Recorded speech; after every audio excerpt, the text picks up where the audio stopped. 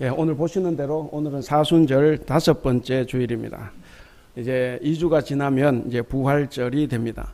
사순절 이제 남은 2주간 동안 우리는 오늘 말씀을 통해서 또 한번 새롭게 되기를 소망을 해 봅니다. 이사야서는 66장으로 된 아주 긴 책입니다. 그리고 이 긴 66장이 서로 내용과 주제가 좀 달라서 세 권으로 이렇게 나눕니다. 세 권으로 나누는 이유는 시대 배경이 서로가 다르고 또 아마도 저자도 다를 거다 그렇게 생각을 합니다. 한 가지 같은 것은 예루살렘 운명에 관한 관심을 다 가지고 있기 때문에 이것이 이제 한 권으로 엮여졌다 그렇게 보는데, 먼저 제1권은 1장부터 39장입니다. 1장부터 39장까지는 주전 8세기, 그러니까 유다 나라가 바벨론에게 패망당하기 직전의 이스라엘 상황입니다. 그래서 이것은 이제 주제는 그거죠. 이제 멸망당한다 하는 것입니다. 그 다음에 제2 이사야라고 하는 두 번째 부분은 40장부터 55장까지입니다. 거기서는 바벨론 포로 시대가 배경이 됩니다. 그러니까 이미 멸망을 당한 거죠. 그래서 귀환할 것이다 라는 말이 이제 중심을 이룹니다. 그리고 마지막 세 번째 이제 제3 이사야다 그렇게 하는데 56장부터 66장까지입니다. 여기서는 포로에서 이미 귀환을 했어요. 이미 제2성전, 그 성전이 지어졌습니다. 그런 포로 이후에 가나안 땅을 배경으로 하고 있습니다. 그 시대는 신앙적인 갈등이 많았습니다. 그래서 이 종교 중심지인 예루살렘이 뭔가 새로운 기능을 좀 발휘하면 좋겠다 하는 마음을 가지고 쓴 것입니다. 그래서 이렇게 이제 세 부문으로 나누는데, 그럼 오늘 우리 본문은 몇 장입니까? 43장이죠. 그럼 이게 제1 이사야, 제2, 제3 어디에 속해요? 예, 제2 우리 권사님들 정말 뛰어났습니다. 우리 허영장 권사님 대답하셨나요? 예, 제2 이사야에 속합니다. 그러니까 제2 이사야에 속하는 이 부분이라고 우리가 생각을 해보면, 한때 유대 백성들은 확실한 생각이 있었습니다. 우리나라는 절대로 망하지 않는다. 그리고 예루살렘 성은, 더더욱 성전은 절대로 망하지 않고 하나님이 세우셨기 때문에 영원할 것이라고 그렇게 믿었습니다. 그런데 어느 날 성전이 불탔습니다. 예루살렘도 다 파괴가 됐습니다. 그리고 백성들은 다 바벨론으로 포로로 끌려가서 지나간 날들을 그리워하며 울고 지냈습니다. 그때 유다 백성들을 향한 이 예언자의 외침이 있었던 것입니다. 그것이 오늘 본문입니다. 오늘 본문은 짧지만 세 단락으로 나누어 볼 수가 있습니다. 16절과 17절, 그 다음에 18절부터 20절, 그리고 마지막 21절, 이렇게 세 부분으로 나누어 볼 수가 있는데, 16절에서 17절은 도입부입니다. 여기서는 이스라엘을 위해서 새 일을 행하시는 분이 도대체 어떤 분이냐 하는 것을 이야기를 합니다. 그러니까 새 일을 행하실 분이 누굽니까? 본문을 통해서 보면 출애굽을 일으키신 하나님이다 하는 것을 말하는 거예요. 그 다음에 두 번째 부분, 이제 18절에서 20절은 이제 본문의 중심 부분입니다. 아주 중요한 부분이죠. 여기서는 하나님께서 하실 새 일이 뭐냐 하는 것을 이야기를 합니다. 새 일. 물론 새 일은 뭐겠습니까? 바벨론에서 해방되는 거. 그러니까 포로에서 귀환하는 거죠. 자, 어쨌든 새 일이 뭐냐에 대해서 말을 하고 있고. 그리고 마지막 21절은 이 하나님께서 새 일을 통해서 도대체 무엇을 하시려고 새 일을 하셨나? 그 목적이 나옵니다. 그래서 새 일을 통해서 이스라엘을 만들어 가시는 하나님의 목적이 뭐냐? 그 목적을 보면 찬송이죠. 찬양하게 할 것이다. 이제 그런 이야기가 있습니다. 어쨌든 이렇게 세 부분으로 나누어집니다. 자, 오늘 본문은 우리가 이제 유명한 구절 19절을 보면 우리가 잘 알죠. 보라, 내가 새 일을 행하리라. 이게 이제 중심 내용입니다. 이 이사야, 그러니까 우리가 제2 이사야라고 하는 이 사람은 바로 폐허가 된 그 땅에서 이스라엘 백성들에게, 포로지에 있는 이 이스라엘 백성들에게 이렇게 장엄한 언어로 새로운 시작을 알려주고 있습니다. 사실 이 새로운 시작은 고대 이스라엘도 그렇죠. 오늘 우리에게도 새로운 일은 필요합니다. 더더욱 우리 사회, 우리 한국 교회를 보면 우리 한국 사회에서 우리 한국 교회는 이미 오히려 교회가 사회를 이끌어가는 것이 아니라 사회가 교회를 오히려 비난을 하고, 사회가 교회를 걱정할 정도가 됐습니다. 그렇기 때문에 사실 우리 한국에 계신 교회들도 뭔가 새로운 것이 필요한 상황이다, 그렇게 봅니다. 어쨌든 오늘 본문을 통해서 우리는 도대체 새일이 뭐냐, 그리고 새일이 무엇이기에 하나님께서는 이전 일을 기억하지 말라고 하시는가, 그리고 이 본문으로부터 이제 2500년이 지난 오늘 우리에게 그럼 새일은 무엇인가, 그리고 왜 이전 일을 기억하지 말라고 하는 걸까 하는 다양한 질문들이 있을 수가 있습니다. 그래서 오늘 이 본문을 통해서 우리에게 주시는 하나님의 뜻이 무언가를 한번 살펴보면서 은혜를 나누고자 합니다. 자, 먼저는 이제 16절 17절인데 인간의 역사에 구체적으로 개입하시는 하나님의 손길을 우리가 기억을 해야 합니다. 이 말씀이 선포된 것은 오늘로부터 2500년 전 이야기입니다. 그러니까 2500년 전, 주전 530년, 540년경에 선포된 말씀입니다. 그렇기 때문에 이 제2 이사야, 이 이사야는 출애굽해서 홍해를 건너는 이 사건을 본문으로 해서 당시 바벨론 포로지에서 포로 생활하고 있는 이 유대 백성들에게 뭔가를 전하는 거예요. 자, 그럼 그들이 본문으로 삼은 이 16절 17절을 한번 읽어보겠습니다. 이 과거의 사건을 이야기하는 거죠. 16절 17절을 다 같이 읽겠습니다. 시작. 나 여호와가 이같이 말하노라. 바다 가운데의 길을 큰 물 가운데에 지름길을 내고 병거와 말과 군대의 용사를 이끌어내어 그들이 일시에 엎드려져 일어나지 못하고 소멸하기를 꺼져가는 등불 같게 하였느니라. 예. 그러니까 당시 이 이사야가 선포할 때 이 이야기는 사실 그때로부터 약 한 1000년 전 이야기죠. 그 1000년 전에 출애굽했던 이 사건을 가지고 이제 포로민들에게 말씀을 전하는 것입니다. 16절 사건을 보면 뭐겠습니까? 홍해가 갈라지는 사건을 이야기하는 거죠. 그리고 17절은 뭐겠습니까? 따라온 이집트 추격 군대가 그 물에 수장되는 사건을 이야기하지 않습니까? 자, 그것을 이제 염두에 두고 이야기를 하고 있습니다. 그래서 이 제2 이사야라는 이 예언자가 그때부터 1000년 전, 그러니까 먼 과거에 있었던 그 홍해 사건을 전하는 이유가 뭐겠습니까? 홍해 구원 사건을 전하는 이유가 뭐겠습니까?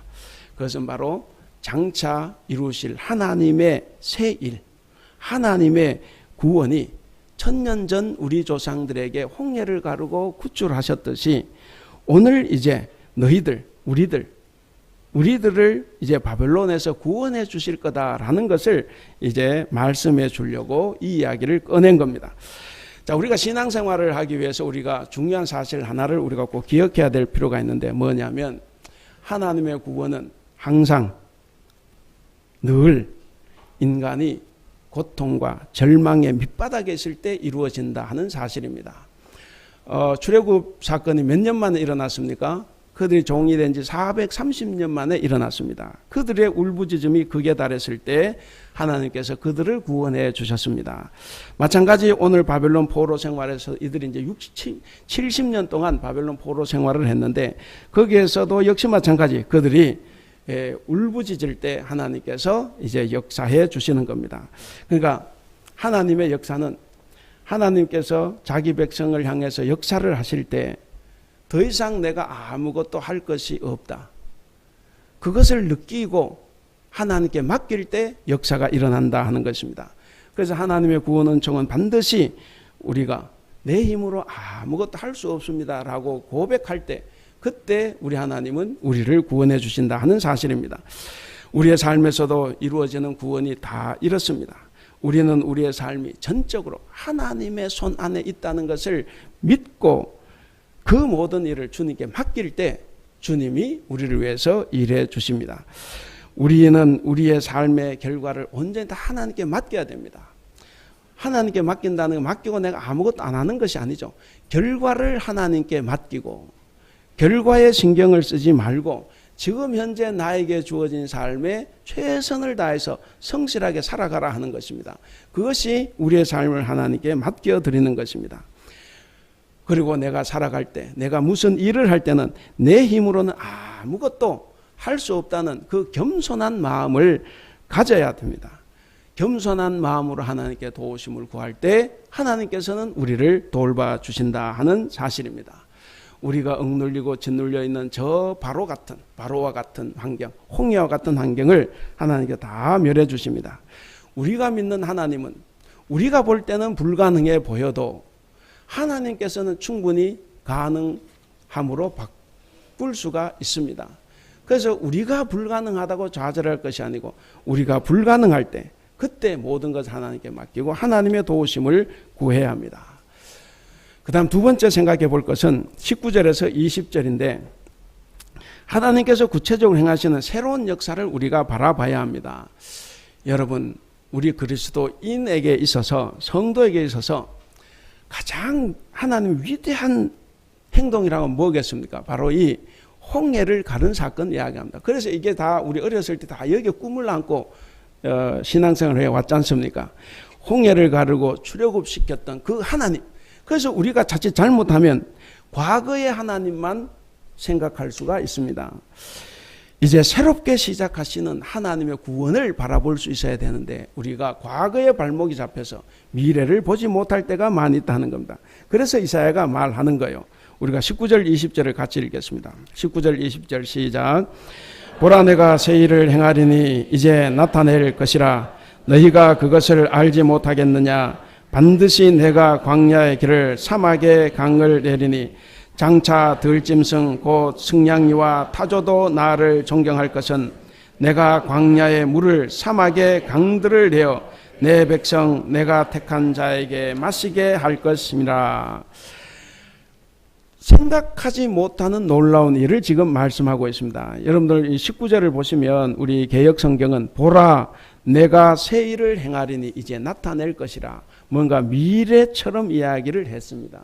그런데 원문에 더 충실하게 번역을 하면 이제 공동 번역은 이제 제대로 번역을 했는데 제가 공동 번역을 한번 읽어보겠습니다. 보아라, 내가 이제 새 일을 시작하였다. 이미 싹이 돋아났는데 그것이 보이지 않느냐? 그러니까 이미 시작하신 거예요. 이것이 이제 정상적인 번역입니다. 그러니까 하나님은 이미 새 일을 시작하셨습니다. 싹이 돋아났어요. 그런데 이스라엘 백성들은 그것을 보지 못했습니다. 봐도 그것이 뭔지를 몰랐습니다. 하나님은 출애굽으로 시작된 이스라엘을 이제 바벨론에서 해방시키심으로써 다시 새롭게 시작하시고자 하는 그 일, 그 역사를 이미 시작하셨습니다. 옛날에 홍해를 갈랐던 하나님께서 이제는 사막에 길을 내고 광야에 물을 만든다 하는 것입니다. 여러분, 광야와 사막이 이스라엘 백성에게 어떤 이미지로 다가가겠습니까? 자, 우리는 분명히 섬이 아니에요. 분명히 대륙인데 우리는 그러나 다른 나라로 가려면 어떻게 가야 됩니까? 땅으로 갈 수 있어요? 우리는 섬과 같아요. 비행기로 가거나 배로 나가야 돼. 왜 그렇습니까? 이 철조망이 있는 거거든. 이스라엘 백성들이 출애굽해서 갈 때는 앞에 뭐가 있었습니까? 홍해가 있어서 나가지를 못하는 거예요. 지금 바벨론에서 포로 생활하고 있는 사람들은 이 광야와 사막은 철조망과 같은 겁니다. 그것을 건너야 되는데 그 희망이 보이지 않는 거죠. 그러니까 이 포로로 잡혀와 있는 유다 백성들에게 바로 이 광야와 사막이라는 것은 바벨론과 자기의 조국 사이를 갈라놓는 철조망과 같은 겁니다. 그렇기 때문에 그들은 도저히 그것을 건너갈 수가 없어요. 당시 바벨론 제국은, 당시는 이제 페르시아 제국인데 페르시아 제국이 대제국 아닙니까? 그러니까 돌아갈 수 없어요. 그래서 이 광야와 사막은 그들에게 절망입니다. 그리고 그들에게 있는 큰 장벽입니다. 그런데 하나님은 자기 백성들이 그 광야를 지나오는 동안에 겪게 될 모든 어려움을 다 제거해 주시고 백성들을 인도해 주신다 하는 사실입니다. 그래서 하나님께서 말씀하셨는데 하나님 어떻게 인도하신다고 합니까? 이제 19절 끝에 내가 광야에 길을 내고 사막에 강을 낸다. 그리고 20절에도 중간에 내가 광야에 물을 내고 사막에 강들을 만든다. 그렇게 이야기를 하십니다. 그러니까 광야에 길만 내도 못 오죠. 사막에 물이 있어야 되지 않습니까? 적어도 몇 개월을 걸어가야 될 거기 때문에. 그래서 물도 만들어 주신다 하는 겁니다. 그러니까 이 하나님의 새로운 일, 하나님께서 하신 이 새로운 일은, 새 일은 우리의 상상을 넘어서는 그 이상이다 하는 겁니다. 사막에 어떻게 강을 낸다고 생각할 것이며 어떻게 광야에 길을 낸다고 생각을 할 수가 있었겠습니까? 그런데 우리가 이것을 믿는 것이 신앙입니다. 이것을 믿어야만 우리의 신앙이 바로 설 수 있는 겁니다. 성도 여러분, 우리가 믿는 하나님은 똑같은 방식으로 일하지 않습니다. 물론 똑같은 방식으로 일하실 수도 있지만 그러나 하나님의 일하시는 방식은 다 다릅니다. 늘 새로운 방식으로 일하시고 역사를 이끌어 가십니다. 우리는 그렇게 생각을 해요. 우리는 우리의 인습과 타성에 젖은 것이 있어서 하나님은 이렇습니다 이야기를 합니다. 이렇게 하면 하나님께 이렇게 복을 주고 저렇게 하면 하나님께서 저렇게 벌을 주십니다 라는 것이 우리 머릿속에 있어요. 제가 자주 말씀드리지만 하나님은 우주 만물을 창조하신 무한광대하신 분이에요. 그 무한광대하신 분의 뜻을 내 작은 머릿속에 가두려 가지 말라는 거예요. 절대로 우리의 생각대로 하나님은 가지 않습니다. 우리의 생각을 뛰어넘는 그 이상의 것이 있는데 그것을 믿는 것이 신앙이고 믿음이다 하는 겁니다. 하나님은 절대로 똑같은 행동을 되풀이하지 하지 않습니다. 하나님의 성품은 어제나 오늘이나 내일이나 똑같아요. 하나님의 성품은 영원토록 동일하시지만 그러나 우리가 삶에서 경험하는 하나님의 은혜는 늘상 새롭다 하는 것입니다. 우리를 구원하시고자 하는 하나님의 뜻은 동일합니다. 그러나 구원하시는 방법은 늘 새로운 것입니다. 여기에 나오시는 분들 다 나오시는 구원은 하나님의 목적이었지만 나오시는 그 방법 다 달랐을 거예요.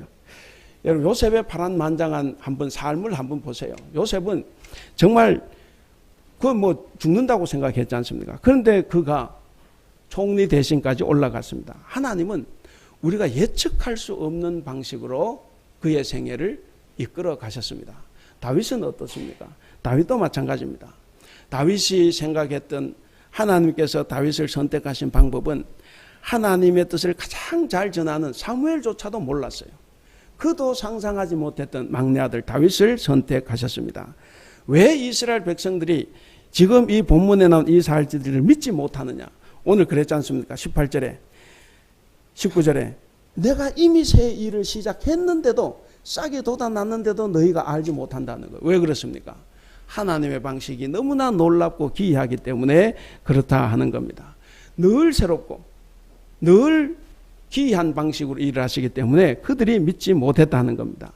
우리도 마찬가지입니다. 우리도 때때로 우리의 가정에서, 직장에서, 교회에서, 일터에서 당시 이 이스라엘 백성들이 느꼈던 것처럼 정말 청량할 수 없는 은혜와 섭리로 우리의 삶을 인도해 주시고 이끌어 가시는데도 우리는 하나님의 이 새 일을 우리가 받아들이지 못할 때가 많습니다. 왜 그러냐?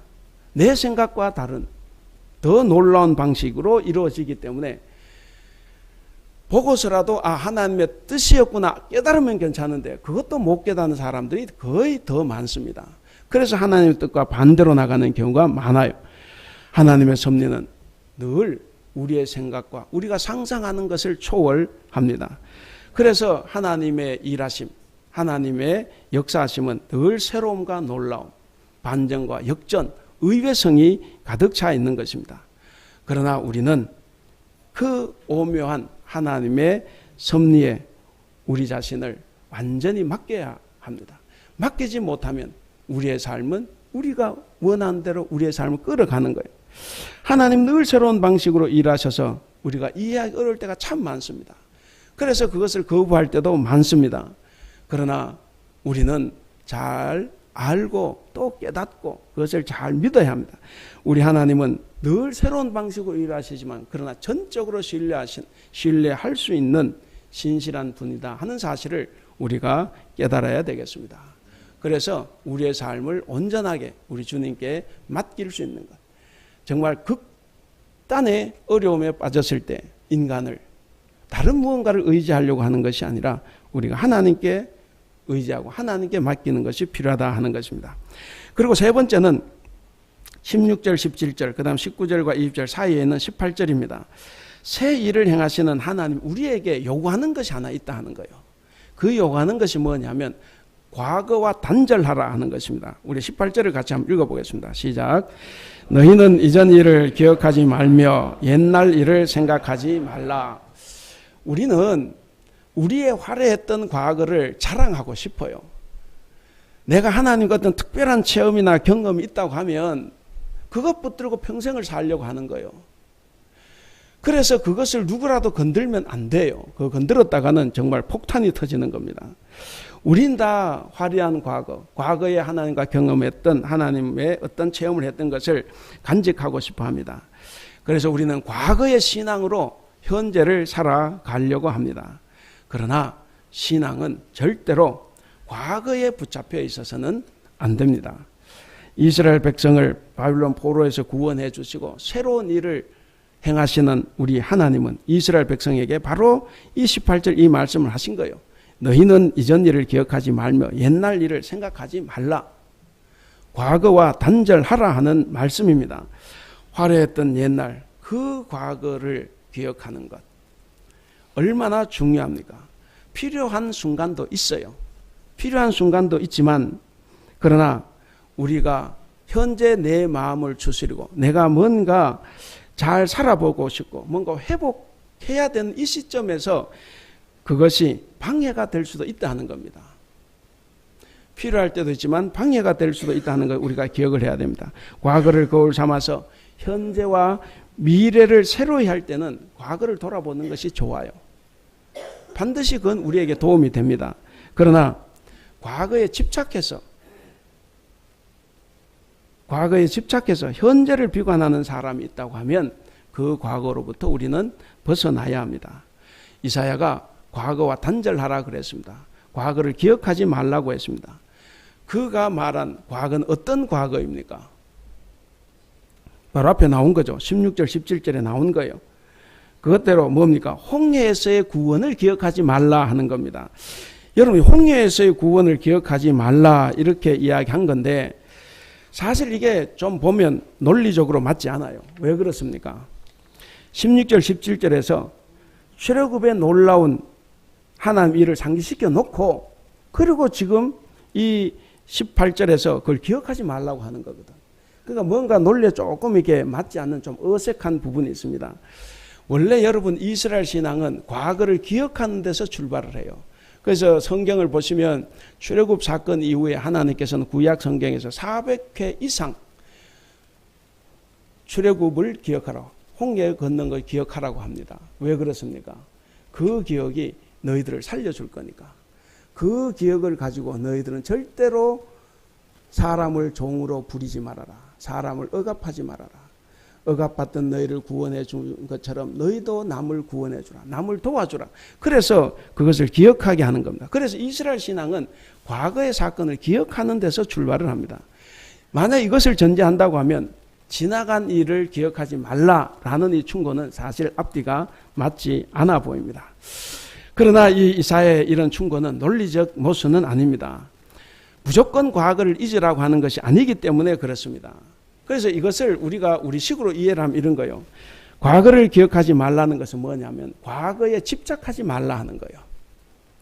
기억한다는 것과 집착한다는 것은 분명히 다른 이야기입니다. 이사야는 왜 그렇게 중요했던 이 출애굽 사건에 집착하지 말라고 합니까? 과거 사건에 집착할 경우에는 그것이 좋든 나쁘든 관계없이 현재 삶을 파괴하기 때문에 그렇습니다. 아무리 좋았던 과거라도 그것이 현재 내 삶을 파괴한다고 하면 그 과거는 버려야 합니다. 바로 이 출애굽 사건은 제가 성경 공부할 때도 많이 말씀드렸지만 이 출애굽 사건은 하나님의 가장 위대한 역사적인 행동입니다. 정말 대단한 하나님의 행동이에요. 그래서 이 사건을 기억을 해야 됩니다. 그런데 그 사건을 기억하라는 것이 뭡니까? 그 사건 자체가 아니라 그 사건을 일으키신 하나님을 기억해야 되고 그리고 그 사건을 왜 일으켰느냐 하나님의 그 뜻을 우리가 기억해야 되는 겁니다. 그런데 하나님은 빠지고 그 일만 남은 거예요.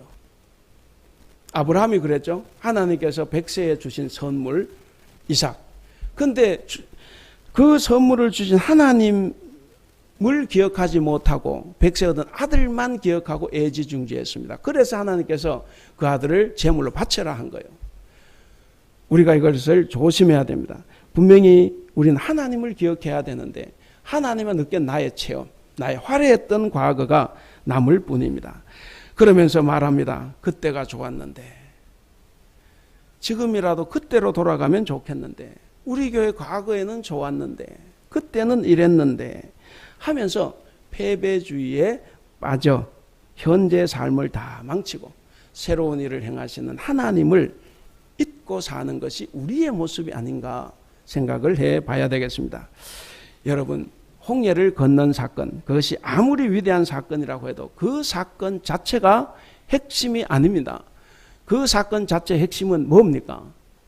하나님이에요. 하나님이십니다. 그 사건을 일으키신 하나님이고, 바로 하나님이 그 세일의 원천이다 하는 사실을 우리가 꼭 기억을 해야 됩니다. 그것이 모든 일의 중심이에요. 비록 이스라엘의 포로 귀환이 이번에 안 일어난다고 해도 하나님은 포로 귀환 시키겠습니까? 안 시키겠습니까? 다른 방법으로도 시킬 수 있어요. 꼭 사막에 길을 내고 광야에 물을 내는 방법만 있는 건 아니에요. 우리가 믿지 못하고 따르지 못하면 하나님은 다른 방식으로 또 달리 일을 하실 수 있습니다. 왜냐하면 하나님은 늘 그렇게 일하시는 분이니까. 하나님 늘 그렇게 행동하시고 늘 그렇게 세상을 구원해 오셨습니다. 그래서 우리 기독교 신앙은 아무리 좋았던 것이라고 해도 결코 그것에 빠지면 안 됩니다. 이것은 우리가 정말 신앙생활하면서 조심해야 됩니다. 중요한 것은 하나님이시지 그 자체가 아니라는 거예요. 과거의 출애굽에 사로잡히면 결국 새 출애굽, 그러니까 출바벨론, 바벨론에서 해방되는 것을 경험하지 못합니다. 그래서 지금 이 이사야가 그런 과거라고 하면 그 과거를 단절하라는 거예요. 그래야 새 일을 보니까 그 옛날 일에 빠져가지고 이미 새 일을 시작하셨는데 이미 싹이 돋아났는데도 그것을 보지 못하고 절망 가운데 빠져있는 이 백성들에게 그래서 과거를 단절하라 그렇게 말을 합니다. 여러분, 이 과거와의 단절은 무엇보다도 우리 하나님께서 이스라엘의 죄를 용서하심으로써 시작이 된다 하는 사실을 기억해야 됩니다. 여러분, 이 죄 용서는 이스라엘로 하여금 이 과거와 단절하게 하고 또 새로운 역사를 향해서 나아가게 한 것입니다. 새로운 시작은 항상 하나님의 죄 용서로부터 시작이 됩니다. 하나님은 우리의 죄를 다 용서해 주시는 분이에요. 그러니까 우리는 반드시 회개를 해야 됩니다. 회개를 하면 하나님께서는 다 용서해 주십니다. 그래서 이스라엘 백성들도 회개하고 하나님께로 돌아선 것처럼 우리도 마찬가지입니다. 우리에게 새 일을, 여러분 새 일을 원하신다고 하면 지금 현재 우리의 잘못, 지금까지의 모든 걸 회개하고 하나님께로 돌아가야 합니다. 이사야 55장 7절에 이런 말씀이 있습니다. 악인은 그의 길을, 불의한 자는 그의 생각을 버리고 여호와께로 돌아오라. 그리하면 그가 긍휼히 여기시리라. 우리 하나님께로 돌아오라. 그가 너그럽게 용서하실 것이다 라고 말씀해 주셨습니다. 그리고 둘째로 이 과거의 단절은 하나님께서 이스라엘의 대적자들을 물리치심으로써 가능해졌다 하는 사실입니다. 죄 용서만 해서는 이루어지지 않죠. 일단 대적을 물리치고 거기서 해방이 돼야 되는 거니까, 그래서 하나님께서는 죄 용서와 함께 대적을 다 물리쳐 주셨습니다. 우리가 먼저 회개하고 용서를 받는 것이 더 우선입니다. 그럴 때 하나님께서는 대적을 물리쳐 주십니다. 그래서 이스라엘이 다 해방이 된 겁니다. 그리고 하나님께서 새 역사가 시작됐음을 선포하신 것입니다. 19절, 보라 내가 새 일을 행하였다 그렇게 이야기를 합니다. 그래서 하나님의 이 새 일은 하나님의 창조와 함께 시작이 됩니다. 광야에 사막에 길과 물을 내는 이 창조 작업과 함께 시작이 됩니다. 이스라엘 백성을 바벨론에서 이스라엘로 데려오기 위해서 하나님은 무진장 많은 일을 하셨습니다. 광야에서 길을 냈습니다. 사막에 강은과 샘을 만들었습니다. 이스라엘 백성들이 올 때 불편함이 없도록 다 길을 만들고 마실 것을 준비하셨습니다. 새 역사는 이 귀향의 과정에서부터 시작이 된 것입니다. 우리의 삶에 이미 하나님께서 새 일을 시작하셨을 것입니다. 우리가 과거의 발목이 잡히면 아무것도 볼 수 없다는 것을 기억을 해야 되겠습니다. 여러분, 과거의 화려한 이력으로 말하면 성경에 누구를 들 수 있겠습니까? 오늘 주보를 보시면 오늘 사순절 5번째 줄에 평행 본문이 빌립보 3장에 있습니다. 그 빌립보 3장 4절에서 6절을 보면 이렇습니다. 한번 같이 읽어보겠습니다. 앞에 거기 나와 있습니다. 4절에 6절 같이 읽겠습니다. 시작. 그러나 나도 육체를 신뢰할 만하며 만일 누구든지 다른 이가 육체를 신뢰할 것이 있는 줄로 생각하면 나는 더욱 그러하리니 나는 8일 만에 할례를 받고 이스라엘 족속이요 베냐민 지파요 히브리인 중에 히브리인이요 율법으로는 바리새인이요 열심으로는 교회를 받게 하고 율법의 의로는 흠이 없는 자라. 이것이 바울 과거의 화려한 이력입니다. 이력서예요. 그는 최고의 지성과 학문, 최고의 혈통을 가지고 있었습니다. 그러나 바울은 그 모든 과거를 다 흘려 보냈습니다. 그리고 그가 뭐라고 말합니까? 보시면 그것들을 다 배설물로, 똥으로 여겼다 하는 겁니다. 바울의 이런 신앙 자세가 우리의 삶의 자세가 될 수 있기를 바랍니다. 이 광야같이 메마르고 황량한 우리 가슴에 주님은 생명의 물을 흘러보내기를 원하십니다. 이 생명의 미래를 사모해서 우리가 흘러가는 일에 마음을 뺏기지 말고 흘러간 일에 여러분의 마음을 묶어두지 말고 항상 새로운 신앙의 옷을 입고 미래를 볼 수 있어야 합니다. 그래서 우리도 바울처럼 표대를 향해서 전진하는 아름다운 삶을 살아가기를 소망합니다. 오늘 말씀을 정리해 보겠습니다. 우리는 해가 뜨면 일어나고 해가 지면 잠잘 준비를 하고 잠을 잡니다. 그래서 해가 뜨고 지고가 반복하고 우리도 자고 일어나는 것이 반복되지만 그러나 그런 날들이 다 동일한 것은 아닐 것입니다. 다 같지는 않을 것입니다. 시간이라고 다 같은 시간이 아니라는 거예요. 우리는 날마다 전혀 새로운 시간, 전혀 새로운 날을 만나게 됩니다. 오늘이 사순절 5번째 주일입니다. 내년에도 사순절 5번째 주일은 우리가 맞습니다. 그러나 내년의 주일은 오늘과는 분명히 다를 것입니다. 하나님께서는 세상을 창조하시고 쉬는 것이 아니에요. 늘 새롭게 재창조를 하십니다. 우리는 새롭게 창조하시는 재창조하시는 하나님의 손길을 우리는 느낄 수가 있습니다. 세상을 새롭게 창조하시는 우리 하나님을 보면서 오늘 이 이사야가 외친 겁니다. 희망을 상실하고 절망에 빠져있는 백성들에게 바로 우리가 믿는 하나님은 창조주이시다. 우리가 믿는 하나님은 창조주이기 때문에 사막에도 강을 내실 수 있다라고 외친 겁니다. 여러분, 우리는 다 그렇게 생각합니다. 이 세상은 이미 다 만들어진 것이다 라고 생각하지만 그러나 우리 하나님은 앞으로도 더 만들어갈 세상으로 보십니다. 우리는 우리 자신과 우리 가정과 교회, 일터가 이미 만들어진 것이라고 생각하기 쉽지만 그러나 하나님은 모든 것을 다 새롭게 다시 창조할 수 있는 것으로 보십니다. 하나님은 우리를 보실 때 우리는 내가 연약하다, 난 능력이 없다, 나는 뭐가 없다고 절망에 빠져 있을 수 있지만 그러나 하나님께서 우리를 보실 때는 상상도 못할 정도로 우리를 새롭게 창조해 나갈 것으로 보십니다. 이제 우리는 우리의 안목으로, 우리의 생각으로 판단하면 안 됩니다. 우리는 늘 우리의 생각으로, 우리의 안목으로 판단하기 때문에 문제가 생기는 겁니다. 우리는 믿음의 눈, 하나님의 안목으로 우리 자신과 우리의 가정과 우리 교회, 우리 직장과 일터를 바라봐야 합니다. 하나님은 늘 새롭게 창조해 나가시기를 원하십니다. 비록 이 모든 것이 다 정말 황량하고 사막과 같이 버려져 있다고 할지라도 하나님은 그 사막 한가운데서 역사하시는 분입니다. 그렇기 때문에 하나님께서 역사하시지 못할 공간은 없습니다. 하나님은 반드시 그 광야에도 길을 내고 그리고 그 사막에도 물줄기를 만들어 내십니다.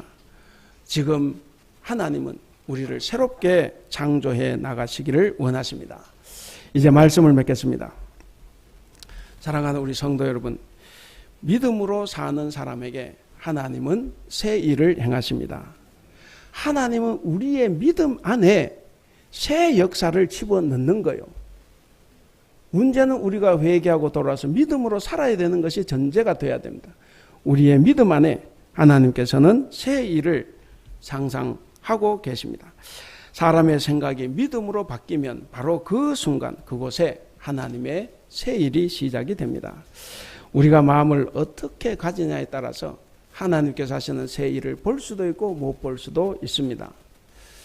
우리가 마음을 어떻게 열고 우리가 어떻게 믿음을 갖느냐에 따라서 하나님께서 하시는 역사에 동참할 수도 있고 거기서 소외될 수도 있습니다. 우리가 살아가는 현실이 때로는 암울하고 힘들고 어려울 때가 많습니다. 그럼에도 불구하고 하나님께서 광야 같은 환경에서도 새로운 일을 하십니다. 그래서 광야와 같은 우리 상황이라도 하나의 새 일을 하실 수 있도록 우리는 늘 기도하며 성실하게 살아가야 합니다. 하나님은 새 일을 자기 백성 이스라엘과 함께 펼쳐 나가셨습니다. 그것처럼 오늘 저와 여러분들을 통해서 하나님은 새 일을 펼쳐 나가실 것입니다. 우리 대북교회 성도 여러분, 여러분들의 삶의 환경이 어떠하든지 간에 새 일을 행하시는 주님께 맡기고 우리는 우리에게 주어진 일을 최선을 다해서 감당해야 합니다. 그것이 아무리 어려워도 그것이 아무리 힘들고 슬퍼도 우리는 하나님을 믿어야 됩니다. 하나님을 믿고 하나님께서 오늘 저와 여러분에게 주신 일들을 성실하게 감당을 해야 합니다. 늘상 하나님은 우리를 위해서 일하시는 분이다 하는 사실을 잊지 않으시기를 바랍니다. 오늘 제목을 같이 한번 읽어보겠습니다. 시작. 그리스도인 과거를 기억하지 않는 사람. 사랑하는 우리 대북교회 성도 여러분, 그리고 오늘 우리와 함께 예배하는 성도 여러분, 하나님이 새 일을 행하시는 것은 인간이 잠잠할 때예요. 인간이 자신의 과거를 다 잊어먹을 때입니다. 자신의 화려한 과거도 또 그 절망스러운 과거 때문에 절망에 빠진 패배주의에 패배에 빠져 있을 때도 그 모든 것을 기억하지 않을 때입니다. 하나님께서 새 일을 행하시는 것은 바로 우리가 잠잠하고 우리가 과거를 기억하지 않을 때 우리 하나님은 새 일을 시작하십니다. 이제 부활절을 2주 앞두고 있습니다. 오늘 말씀을 따라서 우리가 이 사순절 2주간 동안 우리는 전력을 다해서 살아가야 되겠습니다. 무엇보다도 우리 주님의 십자가의 고난과 죽음에 함께 참여해서 주님과 함께 부활의 영광의 자리에 함께 즐겁게 참여할 수 있도록 우리는 이 2주간에 열심으로 살아가야 되겠습니다. 정말 부활의 그 영광에 참여한 데 부끄러움이 없도록 우리가 맡은 바일, 교회든 가정이든 직장이든 어디에서든지 간에 맡은 일을 부끄러움 없이 해야 되겠습니다. 그래서 우리는 오늘 마지막 22절 말씀처럼 우리가 하나님을 영화롭게 찬양할 수 있는 그런 우리가 되어야 되겠습니다. 그래서 여러분 꼭 이번 2주간 동안 믿음으로 우리를 구원하신 하나님을 찬양하며 우리의 모든 과거를 잊고 새로운 일을 시작하는 하나님을 바라보며 살아가는 저와 여러분이 될 수 있기를 주님의 이름으로 축원합니다. 기도하겠습니다. 사랑이 많으신 우리 하나님 아버지 은혜를 감사합니다. 우리는 늘 주님의 은혜 가운데 살아가지만 그러나 우리가 주님의 그 은혜를 깨닫지 못하고 기억하지 못하고 살아갈 때도 많이 있습니다. 오히려 주님께서 주신 과거에 우리의 발목이 잡혀서 주님께서 현재 하시는 일을 보지 못하고 현재 절망하며 살아가는 우리가 아닐까 심히 두렵습니다. 하나님 아버지 우리를 불쌍히 여겨주셔서 하나님 우리가 새 일을 시작하신 하나님과 함께 우리의 새 일을 행하는 우리가 될 수 있도록 주님 도와주시옵소서. 하나님 아버지 우리가 과거의 화려한 이력이나 화려한 체험에 빠지지 않도록 도와주시옵소서. 오히려 미래를 만들어 가시는 우리 주님을 바라보며 주님과 함께 걸어가는 우리들이 다 될 수 있도록 주님 도와주시옵소서. 그래서 우리가 이제 고통스럽고 힘들고 어렵고 정말 주님 보시기에 죄스럽게 살아가는 이 모든 삶을 이제 마침표를 찍고 새로운 삶을 살아가는 우리가 다 될 수 있도록 주님 도와주시옵소서. 그래서 우리가 주님을 더 영화롭게 찬양하며 즐거워하는 우리들이 될 수 있도록 우리 주님 도와주시옵소서. 감사하며 우리 주님 예수님의 이름으로 기도하옵나이다. 아멘.